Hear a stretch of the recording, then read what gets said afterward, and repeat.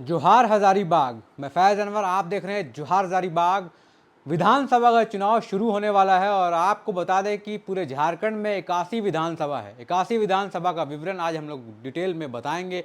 हरियाणा और जम्मू एंड कश्मीर का चुनाव जो है वो हो रहा है, उसके डेट्स आ गए हैं। झारखंड के चुनाव के भी डेट्स आने वाले हैं। आपको हम लोग आज बताएंगे झारखंड में 81 विधानसभा से कौन विधायक हैं और कौन से नंबर पे कौन सा सीट है। पूरे 81 विधानसभा सीट आज डालेंगे डिटेल में हम लोग आज। तो सबसे पहले हम लोग स्टार्ट करते हैं सीट नंबर 1 से। सीट नंबर 1 है राजमहल। राजमहल से जो विधायक हैं अभी करंट में वो अनंत कुमार ओझा है। वो भारतीय जनता पार्टी से बिलोंग करते हैं। उसके बाद दूसरे नंबर सीट पे आते हैं बोरियो। बोरियो में जो है लॉबिन हेम्ब्रोम, जो जेएमएम से हैं लेकिन अब वो बीजेपी में चले गए हैं। तो अब बीजेपी में चले गए हैं तो क्या बोरियो का सीट आप समझ सकते हैं खाली हो गया है। तीसरे नंबर पे है बरहेट का सीट। बरहेट का सीट जो है वो झारखंड के सीएम अभी जो है हेमंत सोरेन, उनकी सीट है। चौथे नंबर पे हम लोग लिट्टीपाड़ा की बात करेंगे अगर, तो दिनेश विलियम मरांडी जो है लिट्टीपाड़ा से हैं। पाकुड़ से आलमगीर आलम थे इंडियन नेशनल कांग्रेस से, लेकिन अब उनकी सीट खाली हो गई क्योंकि वो जेल चले गए हैं। उसके बाद अगर आएंगे हम लोग महेशपुर में, तो महेशपुर 6 नंबर पे आता है जहां से स्टीफन मरांडी हैं, वो जेएमएम से बिलोंग करते हैं। शिकारीपाड़ा की अगर बात करें तो 7 नंबर पे है शिकारीपाड़ा और नलिन सोरेन जो हैं वहां से विधायक हैं जेएमएम से। उसके बाद सीट आता है नाला का। नाला 8 नंबर पे है और 8 नंबर पे वहाँ से रविंद्र नाथ महतो हैं, वो जेएमएम से हैं। उसके बाद जामताड़ा जो हॉट सीट है जहाँ से इरफान अंसारी जो हैं इंडियन नेशनल कांग्रेस से बहुत चर्चा में रहते हैं हमेशा। उसके बाद जो सीट है वो दुमका की है 10 नंबर, और 10 नंबर की सीट पे बसंत सोरेन, हेमंत सोरेन के अपने भाई वहाँ से हैं झारखंड मुक्ति मोर्चा से। उसके बाद सीट आता है जामा से। जामा सीट 11 नंबर सीता सोरेन जो जेएमएम से एमएलए थी, लेकिन अब वो सीट खाली हो गया या नहीं हुआ पता नहीं, क्योंकि वो बीजेपी से चली गई थी, एमपी का चुनाव लड़ी और हार गई। उसके बाद 12 नंबर पे जारमुंडी की सीट है। जारमुंडी से बादल पत्रलेख जो मंत्री रहे हैं इंडियन नेशनल कांग्रेस से। मधुपुर की सीट की बात करें तो वो 13 नंबर पे है। वहाँ से भी हफीजुल हसन जो हैं जेएमएम से, वो भी अभी मंत्री हैं। उसके बाद सारठ की अगर बात करें तो रणधीर कुमार सिंह भाजपा से हैं। तो संथाल की हम लोग बात कर रहे थे, भाजपा जो है जेएमएम सब हैं। तो हम लोग आ गए हैं देवघर में।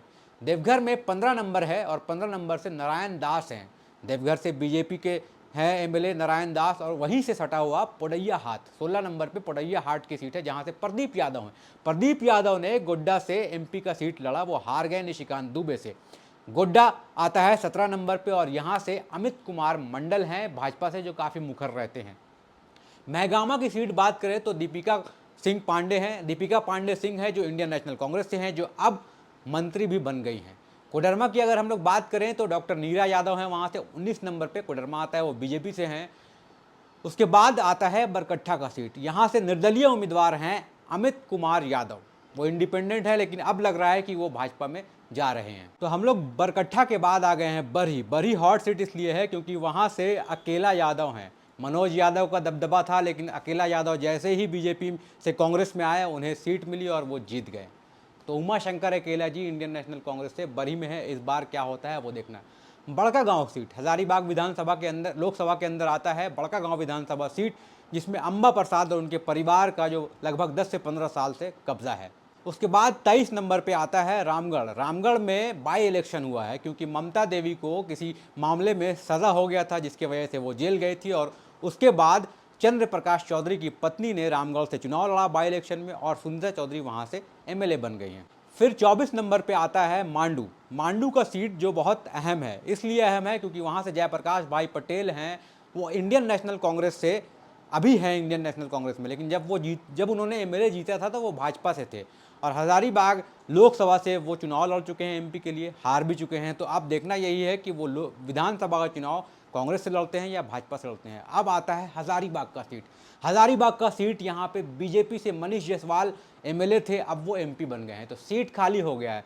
हजारीबाग का सीट जैसे ही खाली हुआ, यहाँ पे विधायक दावेदारों की कतार लग गई, चाहे वो कांग्रेस कहें चाहे वो भाजपा कहें, सब तरफ से विधायकों की कतार लग गई है। और बीजेपी से लगभग 8 से 10 दावेदार हैं जो ठोक रहे हैं कि हम विधानसभा चुनाव लड़ेंगे। कांग्रेस से भी 8 से 10 दावेदार हैं जो ठोक रहे हैं कि हम जो है विधानसभा चुनाव लड़ेंगे। अब देखना यह है कि हजारीबाग इतना बड़ा हॉट सीट बन गया है, बीच में जेबी केसेस का भी प्रभाव आ गया है, क्योंकि मांडू की जो हम लोगों ने बात की, अभी बड़कागांव की बात की और रामगढ़ की बात की, इन तीनों सीटों पर जेबी केसेस का दबदबा लोकसभा चुनाव में रहा है।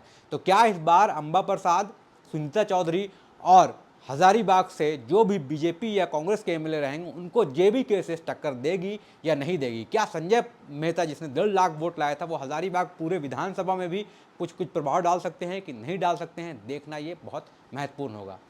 उसके बाद 25 के बाद 26 में हम लोग आते हैं सिमरिया विधानसभा सीट में किशुन कुमार दास जो हैं भाजपा से हैं, चतरा से चतरा लोकसभा के अंदर सिमरिया आता है, वहाँ से एमएलए भी एमपी भी जो है वो भाजपा के ही हैं। चतरा की अगर बात करें तो 27 नंबर सीट, यहाँ से सत्यानंद भोक्ता जी हैं। भोक्ता जी जो हैं वो आरजेडी से हैं, लेकिन वो अभी मंत्री पद में हैं और काफ़ी मजबूती से डटे हुए हैं। तो क्या इस बार भी सत्यानंद भोक्ता जी जीतेंगे या फिर कोई और दावेदार निकल के आ रहा है? धनबाद सीट बहुत इंपॉर्टेंट है, क्योंकि इस बार जो है वहाँ से बाबूलाल मरांडी है और लोग ऐसा कहते हैं कि वहाँ जेबी केसेस का दबदबा बहुत बड़ा है। कुछ लोग तो कह रहे हैं कि जो मनोज यादव जिन्होंने कोडरमा से लोकसभा चुनाव लड़ा था जेबी केसेस की तरफ से, वो धनबाद के हैं, राज धनबाद के हैं, तो शायद धनबाद में बाबूलाल मरांडी जी को टक्कर दे सकते हैं। वो अगर टक्कर देंगे तो वहाँ कांग्रेस की भी जो पकड़ है थोड़ी बहुत, उसका भी असर पड़ सकता है और बाबूलाल मरांडी का सीट जो है वो बहुत अहम हो सकता है। राज धनबाद से जेबी केसेस के राजदेश रतन जो हैं वो अपना दावेदारी ठोक रहे हैं। बीच बीच में हम लोग आपको जेबी केसेस के बारे में भी थोड़ा थोड़ा बताते रहेंगे, क्योंकि ये चुनाव जो है नया है। यहाँ पे जेबी केसेस एक नई पार्टी आई है। आजसू तो आप जान ही रहे हैं, छात्र जो संघ था सुदेश महतो का बनाया हुआ, वो पहले से बहुत अच्छा चल ही रहा था, लेकिन उस बीच जेबी केसेस भी आ गई है। उसके बाद हम लोग आगे बढ़ेंगे 29 नंबर सीट में बगोदर सीट में जो है सीपीआई एमएल से विनोद सिंह है। विनोद सिंह ने इस बार लोकसभा में कोडरमा से अपनी दावेदारी पेश की, चुनाव भी लड़ा, लेकिन हार गए वो। वहाँ से जो कैंडिडेट हैं बीजेपी की, उन्होंने अपना ही जो ज़मीन है वो बचाए रखा।